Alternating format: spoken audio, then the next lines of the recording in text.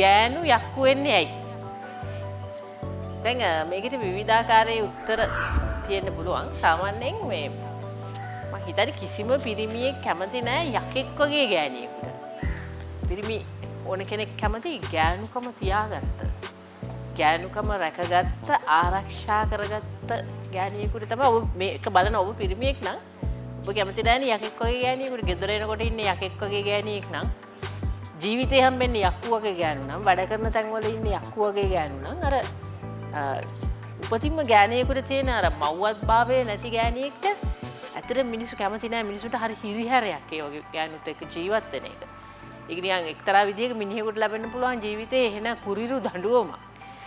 හැබැයි ගෑනු යක්කු වෙන්නේ ඇයි කියලා කිසිම කෙනෙක් හිතලා තියෙනවද? සමහරලාට මේව දෙකුත් තියෙනවා. මේක අමතක නොකර කියන්න ඕන කතාව. ඔය මේ යක්කු වගේ ගෑනුන්ට මිනිස්සු කැමති වෙලාවලුත් තියෙනවා.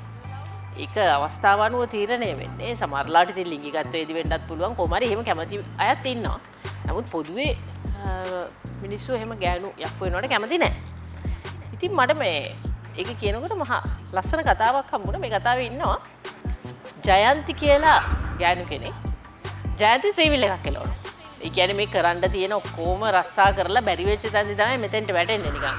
මං කියන්නේ ත්‍රිවිල් එලවන එක නරක රස්සාවක්. ඒක කරන්න ඕනේ පිරිමි අය විතරයි. ත්‍රිවිල් එලවන ගෑනු අය ඉන්න විදිහක් නැහැ කියන එක නෙමෙයි මම කියන්නේ. නමුත් ඔබ බලන්න සාමාන්‍යයෙන් අනික් වෘත්තියක් කරනවට වඩා ත්‍රිවිල් එකක් එලවන්න ගියොත් එහෙම ගෑනු කෙනෙක් ඒ ගෑනු කෙනා දිහා බලන්නේ ත්‍රිවිල් එකක් එලවන පිරිමි කෙනෙකුටත් වඩා වෙනස් විදිහකට වෙන්න පුළුවන්. දැන් මේ තත්ත්වය ටිකක් වෙනස් වෙලා තියෙනවා වෙන්න පුළුවන්. ඒ වුණාට ත්‍රිවිල් එලවන්න ඉතින් හරි කටෝර ඕන කට්ටකට මූණ දෙන්න සූදානම් ඕන කට්ටක් කාපු කෙනෙක් තමයි ත්‍රිවිල් එලවන්නේ.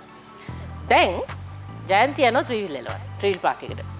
මේ පාක් එකට ත්‍රිවිල් එක දාන පළවෙනි දවස. ත්‍රිවිල් පාක් එකේ ඉන්න ඔක්කොම එවුන් එනවා ජයන්තිට විරුද්ධව. හුණු බිත්තර ගහන තැනට පවා පත් වෙනවා.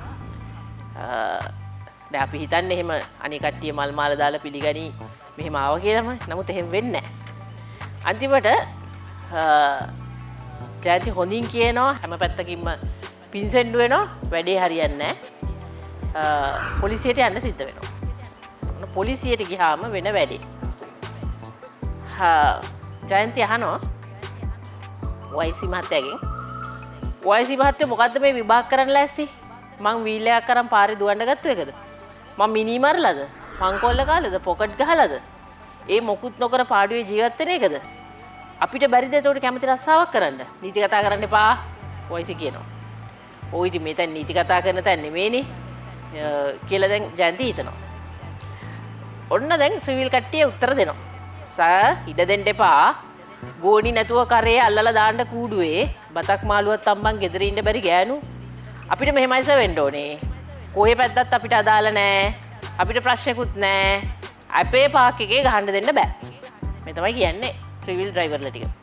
අපි දරුපවුල් කාර්යවලට සර් අපි තමාරුවෙන් හයර් එකක් කාලා දවස ගෙවන්නේ. ගෑනු මෙතන ආවණ්ඩන්න ගත්තාම ඒක ට්‍රෙන්ඩ් එකක් වෙනවා. ඊට පස්සේ ඔන්න කෙල්ලෝ යන්නේ ඒකේ, ටීචර්ලා යන්නේ ඒකේ, ළමයි යන්නේ ඒකේ, විශ්වාසයක අපිව විශ්වාස නැහැ. අපි කස්ටමර්ස්ලා නැග්ගම වෙන කොහේ හරි ගෙනියන්නේ උන්. අපේ ගෙවල් වල ඉන්න ගෑනුත් යෝවට. දැන් සර් ඒ ගෑනු ආරක්ෂා කරන්නද මම වැඩ කරන්න ඕනේ? තමුසලා ගෑනු තමුසලා බලා ගන්නවා. මම පදිනවා මගේ වීල් එක. මෙහෙම කියලා ජයන්ති කොහොම හරි මේ රස්සාවට අවතීර්ණ වෙනවා. දැන් ඇත්තම කිව්වොත් ජයන්තිගේ ජීවිතේ බිඳවැටීම් සෑහෙන ප්‍රමාණයක් තියෙනවා. ඒ අතරින් වැදගත්ම බිඳවැටීම තමයි ජයන්ති විවාහයෙන් විදලා ඉන්නේ. ඒක ජයන්තිගේ වැරද්දෙන් වෙන දෙයක් නෙමෙයි. ජයන්ති රැවටීමකට හොයලා විවාහ වෙන්නේ. ඉතින් ඒක ඇගේ වැරද්ද නෙමෙයි. කොහොම හරි ජයන්තිට සිද්ධ වෙනවා දික්කසාදය දක්වා යන්න. හැබැයි ජයන්තිට ඕන හින්දා නෙවෙයි. මේ විවාහය ඇතුලේ කිසිම දෙයක් ඇයට ඕන විදිහට සිද්ධ වෙන්නේ නැහැ. ඉතින් ඒක නිසා මේ නඩුවෙන් ජයන්ති පරදෙනවා. පරදුණු වෙලේ මෙන්න මෙහෙමයි වෙන්නේ. නඩුව පරදුනා.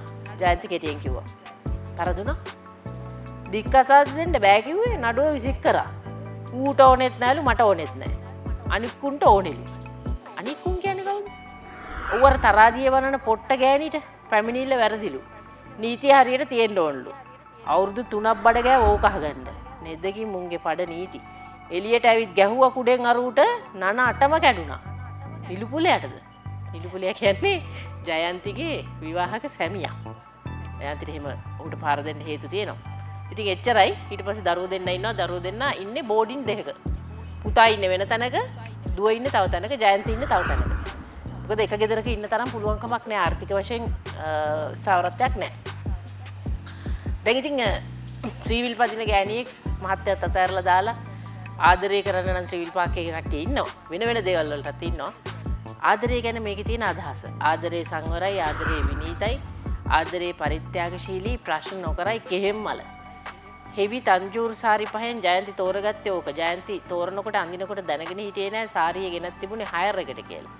තිබිච්ච වටිනා කියන ආදරේ නිසා එදා නිලුපුල්ල එක කිව්වත් ඊට වඩා වෙනසක් වෙන එකක් නෑ.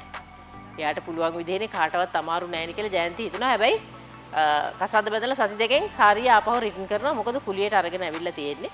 නිලුපුල්ට සල්ලි තියෙනකොට ඇත්තටම නිලුපුල්ට සල්ලි නෑ. මං කියවනේ මේක රවට්ටලා වෙන්නේ කියලා. කොහොම හරි අවසානයේ ජයන්ති යුග ගණනාවක් ගිහිල්ලා තාම හුස්ම ගන්නවා. දඩයන් යුගයේ, රෝද යුගයේ, ගින්දර යුගයේ මේ උදා වුණේ ගින්දර යුගයේ. ගින්දර බුරුබුරා නැගුණා. ජයන්ති තාමත් ඉන්නවා කියන්නේ ඉතින් වියපත් වෙලා තමයි.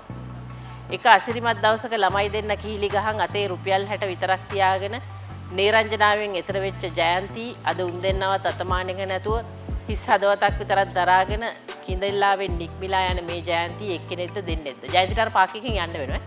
අර ත්‍රිවිල් පිරිමි කට්ටිය කොහොමවත් මේ වැඩේ කරන්න ජයන්තිට දෙන්නේ නැහැ. කරන්න පුළුවන් ඔක්කොම කරනවා. අන්තිමට ජයන්ති ඒ ත්‍රිවිල් පාක් එකකින් යනවා. දෙපාරක් නික්මුණත් වැඩක් නැහැ. ජයන්ති කවදාවත් පාදඩ ගෑනු බුදු වෙන්නේ නැහැ. බුදු වෙන්නේ පිරිමි. මේ කතාව එහෙම ඉවර වෙන්නේ නැහැ. අන්න ඒකයි මේ කතාවේ තියෙන වටිනාකම. ජයන්ති අවසාන මොහොත දක්වා තමන්ගේ දරුවෝ දෙන්න වෙනුවෙන් සටන් කරනවා.